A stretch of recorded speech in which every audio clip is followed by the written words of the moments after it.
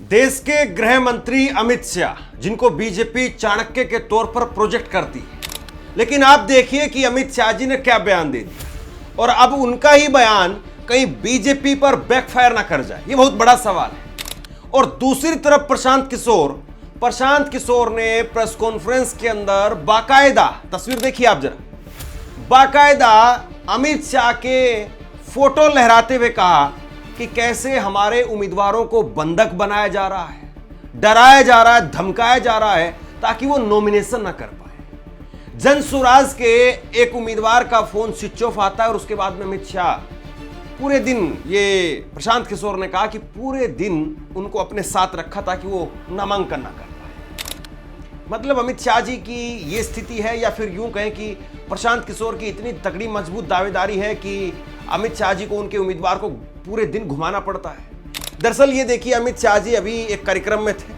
और एक कार्यक्रम में उनसे सवाल पूछा गया कि क्या आप इस मंच से ये कह सकते हैं कि बिहार से जो पलायन होता है वो रुक जाएगा, बिहार में अब फैक्ट्री लगेंगी, रोजगार के साधन उपलब्ध होंगे, ये सवाल जो उनसे पूछा गया था। और इस सवाल का जवाब उन्होंने क्या दिया, जवाब आप सुनिए जरा गौर से।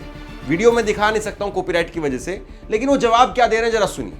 उनका जवाब कुछ ऐसा था कि बिहार में भूमि की कमी है। अब जरा बताइए, बिहार छोटा प्रदेश है, बड़ा प्रदेश है, या बिहार में इतनी भूमि भी नहीं है कि कोई फैक्ट्री नहीं लग सकती है?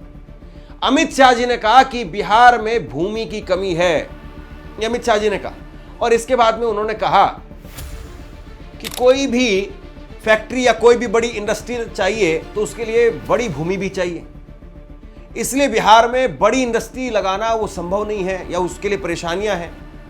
हम बिहार को एआई का हब बनाएंगे। तो मतलब बना बनाया स्ट्रक्चर, जो सालों का स्ट्रक्चर है, सरकार का स्ट्रक्चर है, बड़ा ढांचा है जिसको सरकार ने तैयार किया सालों पहले, जो पॉपुलर है, जो पैसा दे रहा है, इनकम दे रहा है, उसको आप लीज पर दे देंगे। और जहां जमीन से जाकर के चीजों को तैयार करना है वहां पर आप कह रहे हैं जमीन नहीं है, भूमि नहीं है। ये किस तरह की बात?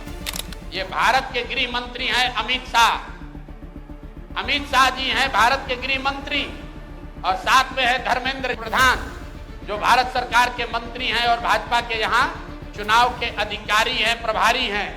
देखिए आप लोग, आचार संहिता की बात होती है, वोटरों को डराने खरीदने पर आचार संहिता लागू है, लेकिन सामने का जो उम्मीदवार है उसको भारत के गृह मंत्री अपने साथ खड़ा किए हुए हैं, पूरे दिन बैठाए हुए हैं ताकि वो नामांकन भी ना कर सके।